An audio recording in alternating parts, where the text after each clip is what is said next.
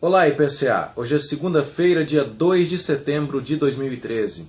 Estamos juntos há 456 dias lendo a Bíblia e hoje leremos o capítulo 14 do livro de Juízes. Aqui nós temos os primeiros fatos descritos na vida adulta de Sansão. E, contrariando as boas expectativas levantadas no capítulo 13, nós vemos que já no início do capítulo 14, Sansão começa a desprezar o voto de nazireado ao qual ele foi submetido desde antes de nascer. Ele começa a fazer pouco caso da sua tarefa de eliminar os filisteus conforme o anjo do Senhor havia declarado aos seus pais. E então ele se torna mais uma decepção entre os juízes que são narrados no livro. De todos os juízes, ele vai ser aquele que mais descaso demonstra para com as leis de Deus, apesar de ter o nascimento sobrenatural e as circunstâncias do seu nascimento certamente são as mais pomposas, as mais miraculosas entre todo o livro. Nós vemos aqui que Sansão começa mal quando se interessa por uma mulher do inimigo. E os seus pais colocam as coisas na perspectiva bíblica. O povo de Israel não deveria se misturar em casamento com as nações que não temiam a Deus. E então seus pais dizem assim: você não encontra mulher entre o seu povo e vai querer mulher daqueles incircuncisos? E Sansão vai responder: eu quero essa, só desta eu me agrado. E por seguir exatamente aquilo que lhe agradava, ou aquilo que parecia certo aos seus olhos, segundo uma tradução mais literal aqui, ele acaba então fazendo besteira.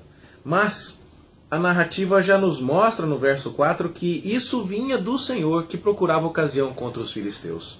Note então que Israel vem desobedecendo e nem mesmo chega a clamar por um novo juiz, como comentamos no vídeo do sábado, ali no início do capítulo 13. No entanto, Deus vai fazer a sua obra, vai libertar o seu povo por sua misericórdia mediante o seu poder.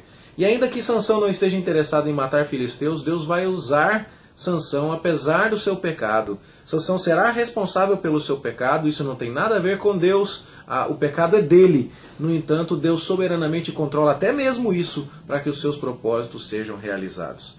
E então, Sansão vai até o território filisteu para acertar o casamento com a moça de quem ele se agradou. No meio do caminho de ida, ele tem a oportunidade de, cheio do Espírito do Senhor, com as próprias mãos matar um leão novo.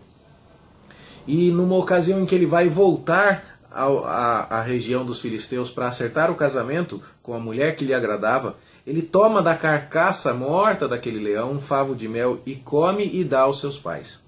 Isso já mostra o quanto Sansão não estava interessado nos votos do seu nazireado.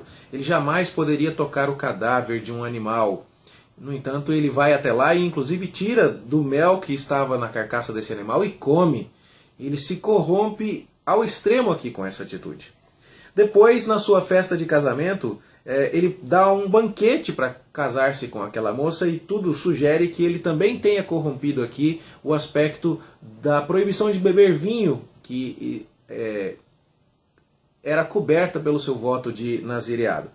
A ideia que temos aqui então é que Sansão está cada vez mais se afastando do plano de Deus. Veja comigo, primeiro ele se interessa por uma mulher que não é do seu povo. Esse era um mandamento proibido para qualquer israelita, quanto mais para um nazireu. Depois ele come do mel que está no corpo do leão morto. E depois, no banquete, com grande probabilidade, ali 7 dias de festa, ele vai ingerir vinho. E já começa a ficar claro então que Sansão não está fazendo o seu papel. Mas isso não quer dizer que Deus não vai usá-lo. E então há todo um desentendimento entre Sansão e os filisteus por conta de um enigma que ele propõe aos convidados filisteus da festa de seu casamento. E quando os filisteus acabam azucrinando tanto a vida da noiva que ela pega o segredo de Sansão e conta para eles, então Sansão se desgosta daquela mulher e vai, perdendo a aposta e tendo que pagar, ele vai até a região de Asquelon e mata os primeiros 30 filisteus para arrumar a roupa de festa que ele precisava para pagar a aposta. Note que no final desse capítulo, então, nós vemos Sansão matando filisteus do jeito que ele devia fazer. Só que ele não está fazendo por consciência do seu voto, por consciência do seu chamado, ou por aquilo que o anjo do Senhor disse aos seus pais. ele está fazendo por razões pecaminosas, porque fez uma festa, uma aposta com os inimigos, no casamento com a inimiga, e brincando com o inimigo ele acabou se irritando, e por motivos pecaminosos ele acabou fazendo o que devia fazer. Isso nos dá a ideia clara de que Deus dirige todas as coisas e que nada foge ao seu controle. E que ainda que estejamos virando as costas para o chamado de Deus e seremos responsabilizados por isso, Deus haverá de guiar o seu povo em triunfo. Isso leva os nossos olhos para Deus, leva os nossos olhos para aquele que tem misericórdia do seu povo e guia o seu povo, apesar de muitas vezes haver desobediência nesse contexto. Graças a Deus por isso. Isso é consolador para nós que somos líderes, para nós que temos responsabilidades. Nem mesmo o nosso pecado, pelo qual somos responsáveis, o qual devemos evitar a qualquer preço, mas nem mesmo o nosso pecado, caso venhamos a cometê-lo, vai impedir Deus de fazer por nós e para nós aquilo que Ele deseja fazer em sua misericórdia para conosco. Isso é sem dúvida nenhuma um retrato de um Deus que permanece fiel numa época em que o povo está tão infiel que mesmo um líder nascido de forma sobrenatural, consagrado desde o ventre materno, despreza o seu chamado dessa forma.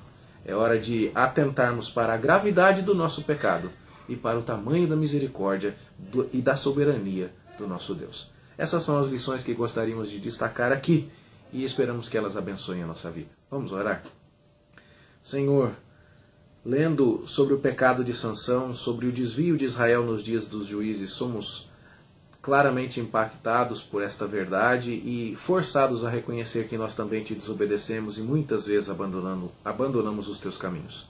Mas aqui também aprendemos de tua soberania e de tua compaixão para com o teu povo. E é nela que nos estribamos e é a ela que clamamos nesta hora. Pedimos que o Senhor nos dirija os passos e, apesar dos nossos erros, faça a tua obra em nós. E agradecemos ao Senhor que, tendo nos escolhido e tendo nos chamado, dá-nos agora a segurança e a certeza de que o Senhor mesmo haverá de nos guiar em bom caminho. Faze-nos odiar o pecado, faze-nos procurar a obediência, ó Deus, mas faze-nos também confiar no teu braço forte, que vai nos guiar em triunfo para o caminho eterno. Obrigado por estas lições aprendidas aqui. Nós agradecemos e tudo oramos em nome do Senhor Jesus. Amém. Bom estudo para você. Até amanhã, se Deus quiser.